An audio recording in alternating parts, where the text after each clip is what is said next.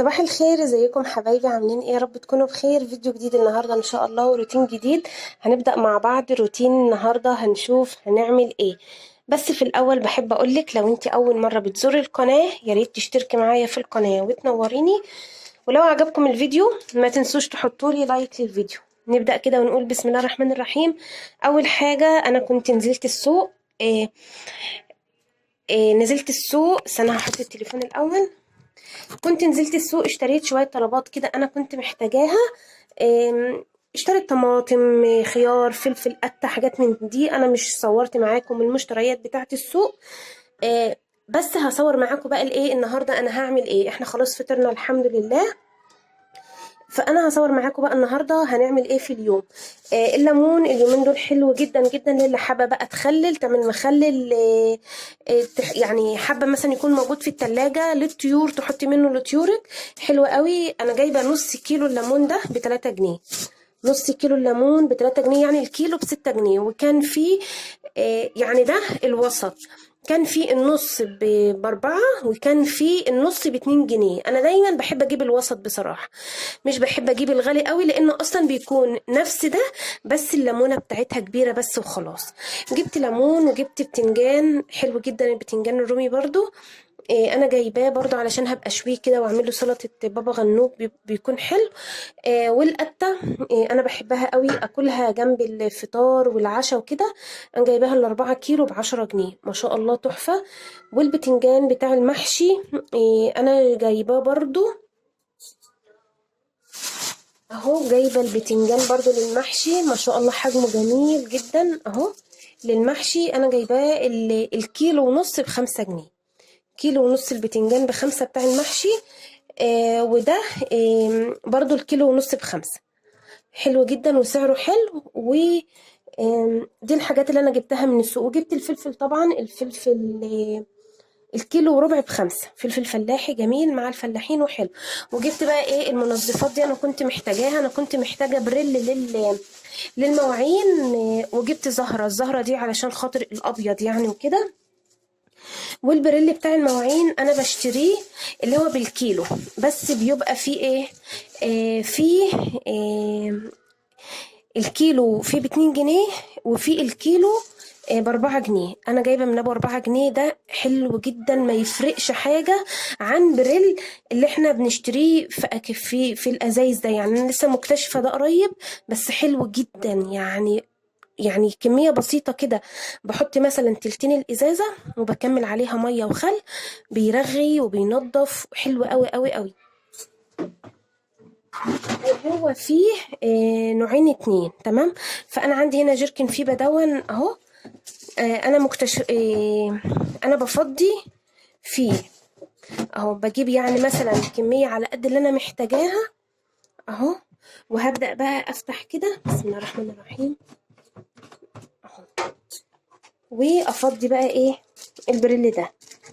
حلو جدا وبينضف، يعني زيه والله البريل. وجربي بس مش تسترخصي بقى وتجيبي الرخيص خالص، لان زي ما قلت لك في نوعين اتنين، في ب2 جنيه وفي ب4 جنيه اهو. بفضيه بقى وباخد على قد استعمالي وعلى قد اللي انا عايزاه اهو. ما شاء الله. يعني انا جايبه دول 4 كيلو. ال4 كيلو دول يعني لا انا جايبه 3 كيلو. 3 كيلو دول ب12 جنيه اهو. الكيلو ب4 جنيه. هيكفوني اكتر من شهر، بيقعدوا عندي اكتر من شهر لانه ما شاء الله مركز. النهارده ان شاء الله انا هعمل الغدا. عندي كفتة الرز دي اللي انا كنت عاملاها معاكم هنا في القناة على العيد. انا مطلعاها من الفريزر، هي لسه هتفك اهو شوية، لسه متلجة. فسايباها بقى براحتها تفك خالص.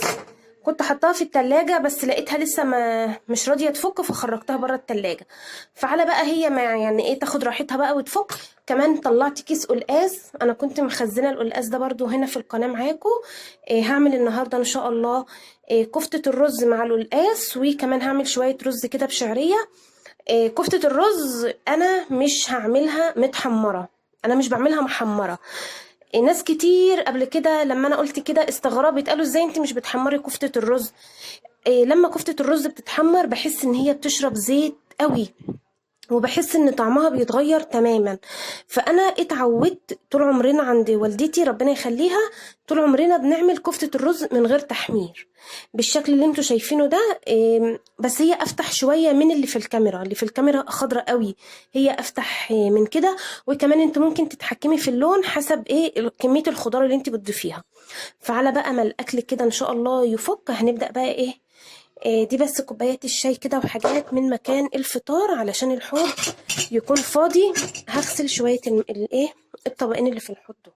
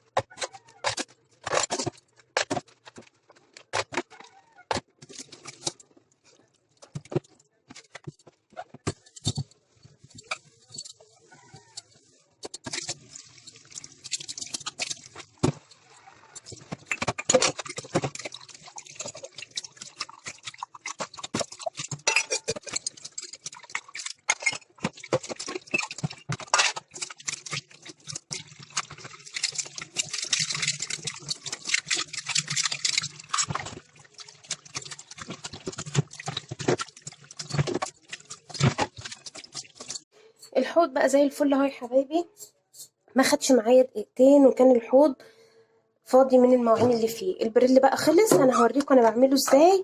كميه بسيطه قد ايه من البريل اللي انا بجيبه ده، وما شاء الله بيرغي زي ما انتم شايفين، هو على طول مرغي وحلو جدا. اقل كميه بترغي وبتعمل ما شاء الله حلو اهو.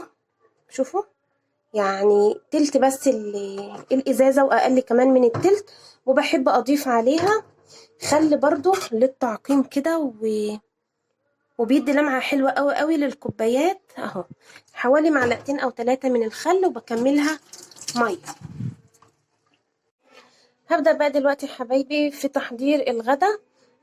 انا في الاول كده حطيت اهو يعني بصوا معلقة سمنة كده، حاجة كده على طرف المعلقة، مش كتير خالص اهو زي ما انتوا شايفين. وهستنى هسيبها بقى لما تسخن قوي، وبعد كده هنزل باللحمة. انا النهاردة هعمل كله في حلة واحدة. انا بعملها كده، ما تستغربوش في مثلا يعني ايه، احنا بنكتسب كده خبرات من بعض. ممكن انا تعجبني طريقة في فيديو ما عند اي حد، ممكن حاجة يعني تكة كده استفاد بيها احب اضيفها لنفسي. فانتم جربوا الطريقة دي بس، بجد والله انا متأكدة ان هي هتعجبكم جدا. خفيفة وسهلة وطعمها حلو قوي قوي. طريقة اللي هي ان انتي ما تحمريش كفتة الرز. انا كفتة الرز اهي يعني زي ما هي، انا ما حمرتهاش ولا اي حاجة. جربي الطريقة دي لو حتى في كمية بسيطة كده، وشوفيها هتعجبك ولا لا. بس احنا على طول عندنا بنعملها، يعني معتمدين الطريقة دي على طول. هبدأ بقى دلوقتي، عندي هنا اللحمة بتاعتي اهو، هبدأ انزل بيها على السمنة هنا. بسم الله الرحمن الرحيم اهو. انا هعمل كله في حلة واحدة. ممكن تسلقي اللحمة، او لو عندك شوربة ممكن تعمليها برضو اللي يريحك. انما انا بحب اعمل كده ايه، كله في حلة واحدة، بيبقى طعمها حلو جدا اهو. هسيبها بقى مش هحركها لحد ما تاخد صدمة معايا، ولحد ما تاخد لون من تحت. بعد ما تاخد اللون هبدأ اقلبها على الوش التاني. على ما اللحمة بتاعتي بقى تتشوح كده وتاخد وقتها مع نفسها، عندي هنا معلقة زيت اهو، حاطة بس زيت حاجة بسيطة خالص. وهبدأ انزل بمعلقة سمن بلدي كده اهو، وهبدأ اعمل في الرز علشان الاكل كله يستوي ويخلص مع بعضه. وعندي هنا الشعرية، انا بحب الشعرية كتير في الرز اهو. انا في شعرية تاني هجيبها برضو، وهبدأ هجيبها يعني هفضيها في البرطمان، مش هحطها كده يعني. هو دول ما شاء الله، دي حوالي كوباية شعرية، وانا عاملة كوبايتين 2 من الرز اهو. وهحمر الشعرية لحد ما تاخد معايا لون ذهبي كده اهو يا حبايبي. الشعرية خدت معايا اللون ده، هنزل بقى بالرز غسلاه ومصفياه اهو. وبرده هديله كده تشويحة مع الشعرية، مش هنزل عليه على طول بالمية اهو، انشفه خالص من اي مية فيه اهو. بعد كده بقى احط له الملح بتاعه والمية واغطي عليه ويستوي بقى ايه عادي جدا. الرز خلاص اهو يا حبايبي، هديت عليه اهو يتشرب بقى براحته خالص. وهنا عندي نشوف بقى الايه، نكمل عمايل الطبيخ بتاعنا. بسم الله الرحمن الرحيم اهي. بصوا اللي خدت لون معايا من اليمتين الاتنين اهو، من الجهتين الاتنين متحمره اهو تمام. هاجي بقى هنا عندي بصلايه انا مقطعاها اهو، هبدا كده ايه اشوحها، اديها تشويحه مع اللحم لحد ما تبدا تدبل معايا. انا مش عايزاها تاخد لون ولا تغمق، هي يا دوبك بس تدبل معايا كده. وفي الوقت ده هبدا انزل بالتوابل بتاعتي. انا عندي هنا فلفل اسمر، هديهم كده ايه رشه من الفلفل. اي توابل انت بتحبي تضيفيها ضيفيها اهو. وعندي بهارات كده مشكله اهي، بهارات مشكله. اي حاجه انت تحبي تحطيها حطيها عشان تخلي ريحه الاكل بتاعك كده حلو ونفسك يكون حلو في الاكل اهو. ونقلبها بقى. اول ما البصله بدات تدبل معايا كده هبدا انزل عليها بقى ايه بميه مغليه علشان خاطر تدخل في السوا. انا عايزاها نص سوا، وبعد كده هنكمل بقيه الاضافات وبقيه المراحل اهو. ميه مغليه وهكمل عليها، مش هحط ملح دلوقتي خالص لحد ما خلاص. احنا طبعا كلنا عارفين طبعا ان الملح بيكون اخر حاجه. انا هزود لها بقى الميه واغطي عليها، اسيبها تغلي بقى براحتها لحد ما اللحمه، حسب بقى كل لحمه عندك. لو اللحمه صغيره مش هتاخد وقت معاكي، انما لو اللحمه كبيره سيبيها لحد ما تستوي وتتاكدي ان هي خلاص داخله على سوا او نص سوا. هبدأ بقى دلوقتي انا بعمل لها كده اللي هي ايه الطشه اللي هي بالخضره تمام. لو انت حابه تعمليها بصلصه الاكله دي، ممكن بدل الخطوه اللي انا هعملها دي ممكن تروحي فرمه طماطم وتروحي ضيفها ليها. انما انا بحب اعملها بخضره اللي هي ايه معلقه سمنه كده او نص معلقه سمنه، حاجه بسيطه. وبحط تومه اهو. وهنزل عندي هنا كزبره مفرومه ناعم، انا مخرطاها ناعم جدا اهو. وهبدا ادبل التومه مع عود الكزبره ده، يعني دي نص حزمه كده كزبره، حاجه بسيطه خالص. ولو عندك سلق، في ناس بتضيف عليها سلق، لو عندك سلق ممكن تضيفي، انما انا على طول بعملها بالكزبره. هدبل فيها كده لحد ما الخضره بتاعتي تدبل والتومه كمان تتحمر وتاخد معايا لون كده، واسيبها لما تبرد خالص. وبعد كده هروح فرماها في الخلاط بحوالي نص كوبايه ميه او شوربه وابدا اضيفها على الاكله بتاعتي تمام اهو. يعني انا لخصت لكم كده الايه اللي انا هعمله، وهنمشي برضو مع بعض بالخطوات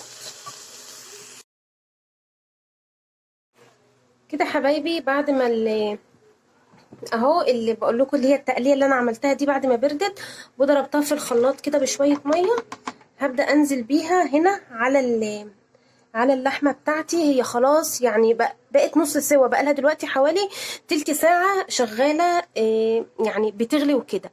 هبدا بقى دلوقتي ان انا بسم الله الرحمن الرحيم ابدا انزل بالكفته الرز بتاعتي اهو، زي ما قلت لكم من غير تحمير ومن غير اي حاجه.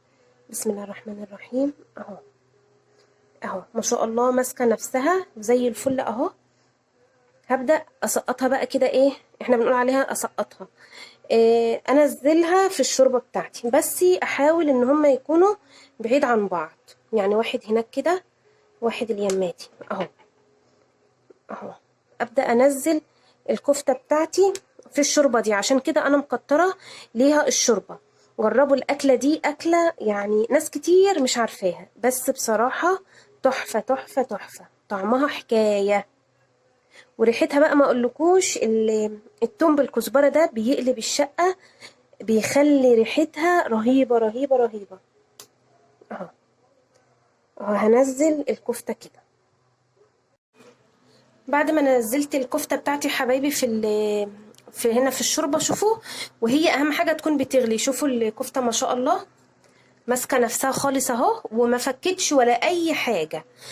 يعني الكفته بتفك مش بقى عشان متحمره او مش متحمره، لا، حسب العجينه نفسها. عجينه الكفته نفسها اهو، من غير تحمير ومن غير حاجه. ما شاء الله الصابع ماسك نفسه اهو. واهم حاجه تكون الشوربه بتغلي كويس. هبدا بقى دلوقتي انزل عندي القلقاس اللي انا مطلعاه من الفريزر. بصوا اديته شطفه، بس شطفه واحده بس، عشان انا كنت حافظاه بليمون وعشان طعم الليمون ما يبانش. فبروح بعد ما اطلعه من الفريزر اروح مدياله شطفه كده بس، وانزل بيه على طول مع الكفته بتاعتي اهو. وهقلبها بقى واسيبها بقى لحد ما، احنا عارفين ان القلقاس ما بياخدش سوا، ما بيستحملش لحد ما الكفته تستوي اهو.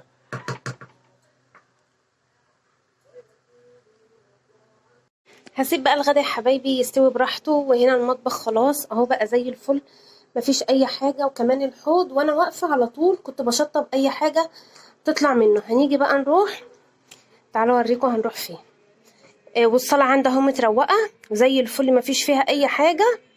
وطبعا انا مشغله القرآن الكريم، يعني مفيش احلى من كده. وهنا برضو الأوضة دي متروقة وزي الفل. أنا النهاردة من السوق كنت جبت ملوخية خضرة. أنا بنشف الملوخية كده على فوطة، مش بنشفها بره خالص، علشان خاطر التراب والجو بقى كله عفرة وترابة كده، الملوخية ما تبقاش طعمها مطرب. أنا هنا على السفرة فرداها وبعملها. وشوفوا تعالوا بقى هنخرج البلكونة مع بعض كده. بسم الله الرحمن الرحيم. اهو بصوا، بسم الله الرحمن الرحيم. انا النهارده خرجت الكتاكيت كده في البلكونه، سبتهم طول النهار يجروا ويلعبوا وينبسطوا كده، علشان الكرتونه بقت حسيتها ان هي ضيقه عليهم، فعملت لهم المكان ده. وقبل المغرب كده هروح مدخلاهم جوه تاني معايا الشقه 3 4 ايام كده، وبعدين هروح حطاهم. اللي متابعين معايا وعارفين هروح مجهزه لهم بقى المكان اللي هو بتاع العش اللي انا بربي فيه. تمام. بس دلوقتي هسيبهم كده لحد ما يبقى عمرهم اسبوع. من ساعة الظهر كده بروح مخرجاهم بره هنا، وبعد كده اروح مدخلاهم جوه عندي الشقة كده. حبايبي الغدا بتاعنا خلاص بقى جاهز. هقعد بقى نتغدى انا والاولاد وزوجي. ما شاء الله الرز مفلفل وتحفة، جميل جدا جدا، واللحمه كمان مستويه حلوه قوي. وكمان حابه اوريكم الكفته بتاعتنا ما فكتش ولا اي حاجه خالص. شوفوا ما شاء الله اهي، الصابع زي ما هو ومستويه كمان، وطعمها بيكون حكايه بجد بجد. طعمها بالطريقه دي خفيفه جدا جدا، مش متحمره بقى وبدون زيت وبدون تحمير ولا اي حاجه خالص، حاجه كده خفيفه وطعمها بجد تحفه. اتمنى ان انتوا تجربوها ان شاء الله بالطريقه دي، طعمها حلو قوي قوي. يا رب يا حبايبي النهارده الفيديو والروتين يكون عجبكم. ولو عجبكم الفيديو ما تنسوش بقى تحطوا لي لايك للفيديو واشتراك في القناه لو انت اول مره بتزوري قناتي. وكمان القلقاس اللي احنا عاملينه ومخزنينه مع بعض ما اسمرش ولا اي حاجه. وشوفوا برضو ما شاء الله مستوي جدا. شوفوا يعني زي كده فعلا ما بيتقال عليه زبده. شوفوا القلقاس وطعمه تحفه. يا رب كده الروتين يكون عجبكم، واشوفكم في فيديو جديد وروتين جديد، والسلام عليكم ورحمة الله وبركاته.